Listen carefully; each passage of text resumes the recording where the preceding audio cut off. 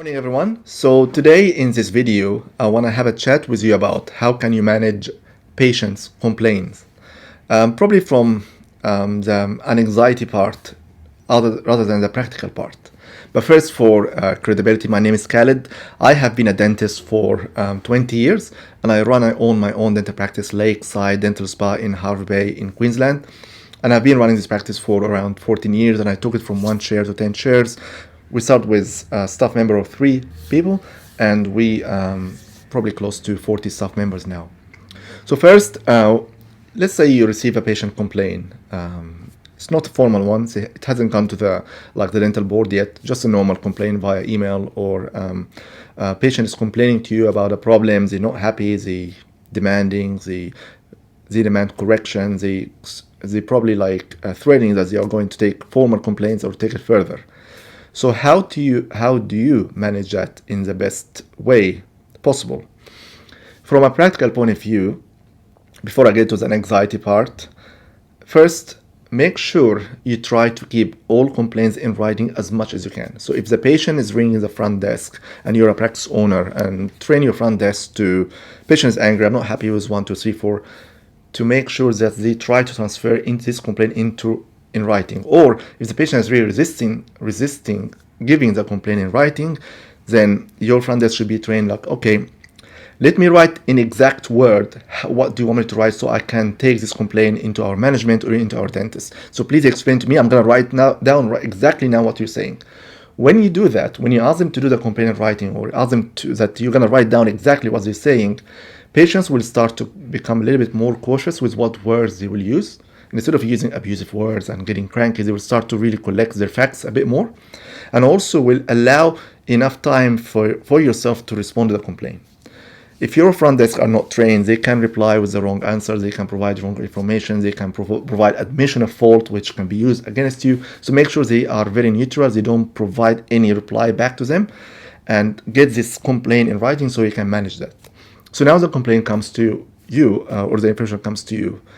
Number 1, make sure your indemnity insurer is informed of that.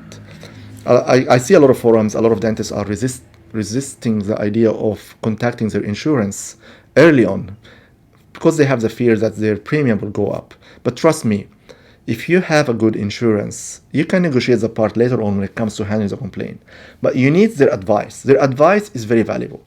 If you are going cheap on your insurance and finding the cheapest insurer, trust me, you will not, they won't give you the best advice. When it comes to indemnity insurance, make sure you use the best, and it might not be the cheapest, of course. The reason is that they have more experience to deal with those cases, and sometimes the early advice, the initial advice, could be more than enough. That's all you need before the complaint escalates any further. So make sure you notify the insurance. Don't worry about your premium. When it comes to managing the complaint, whether there will be a refund or any legal actions will be taken and defense, you can negotiate with them what's going to happen with the refund and what's going to happen with your premium. But if you don't notify your insurance early on and then you have to notify them later, they will always ask you why you haven't told us from the beginning. They need to know from the beginning what's happening, and they need to manage with you what's going to happen with the patient. So make sure you notify your insurance.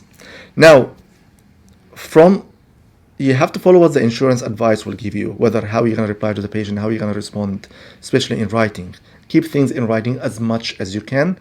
Try to minimize treating or avoid treating the patient. If there is a complaint process, it's not appropriate for you to continue the care for this patient if there is a complaint process, especially if there is a formal complaint.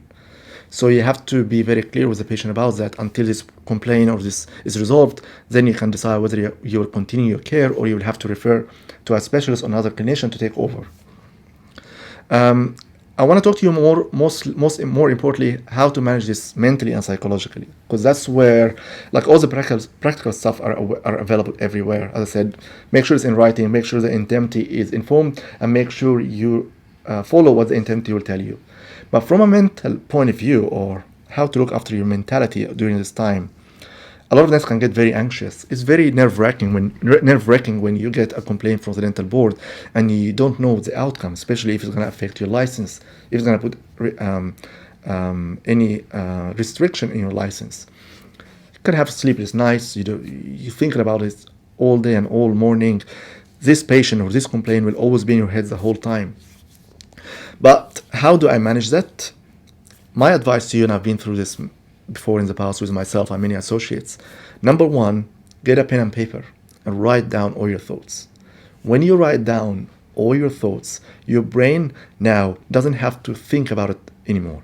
When your mind knows that this information or those problems are written down somewhere, then your mind will relax a little bit because it doesn't have to keep recalling and storing this information.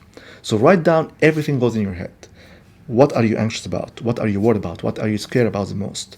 What are you upset about? What's upsetting you? Write down everything in your mind in a paper. Make sure you write it down. Don't leave it in your head. Number two, you have to apply the game theory, which is what I do is, let's say patient is not happy calling the practice. He had a crown or they had a crown prep and the tooth is very sensitive. The crown is inserted. The tooth is very painful. Saying, I'm not very happy with that. I didn't expect it's going to be painful. I'm going to sue you. I'm going to go to the dental board. I think you did a mistake. I'm not happy with that. Write down all the possible scenarios on a paper. With the extreme, go to the extreme. Write every scenario. Write down each scenario and what's the outcome. Let's say scenario one, I would explain to the patient that the tooth needs a root canal treatment. I will refer them to a specialist. Patient will be happy with that and the patient is willing to pay. That's scenario one, really good. Scenario two, I will explain to the patient what happened. Patient will demand a refund for the root canal treatment. So my out of pocket for the root canal, let's be I'm gonna lose like $2,500. The insurance is gonna be happy with that and they're gonna refund it. Maybe my premium will increase a little bit. Write down that. I will have to refund $2,500. Patient will be happy, satisfied. Insurance will increase my premium, or insurance might not pay for it. I will pay for it myself without affecting my premium. Okay, it's great. Write down scenario three. We will offer a patient refund. The patient is not happy and they decide to complain to the dental board. Although we're going to refund them, I will receive a complaint from the dental board. The dental board might find that I've done nothing wrong and the case is closed. Great. Write down the scenario. Scenario four, my light just went off. It's okay. Scenario four, patient will go to the dental board. The dental board will come back to me and say that my records were poor, my consent form was poor. I might have to undergo a course or like a 3-day course or a certain amount of mentoring, and I cannot perform any restorative work at all. No crown preparations until this notification is taken out. Might take 3 to 6 months. Probably my billing will be affected. I might lose X amount of dollars. I might be very cranky. I might be very upset, but it is what it is. I'll deal with it. I'll take the courses. I'll remove the notification. Might take 3 to 6 months. Then the notification is closed. Scenario 5, and again, I'm going to the extreme here. Again, it's really extreme. It's very rare. But let's say scenario 5, the board will come to me and say, hey, my treatment was really, really poor. I have no idea how to crown prep, how to prep a tooth. My margins were open. Maybe I'm really need more training. I'm not really good with crown preps.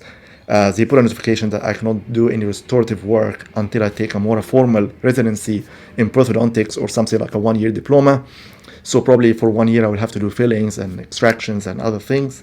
I'll do the course and in 1 year I'll get my license back for this part. Scenario 6, the board will say, I'm completely a fraudulent dentist. I shouldn't be practicing dentistry at all.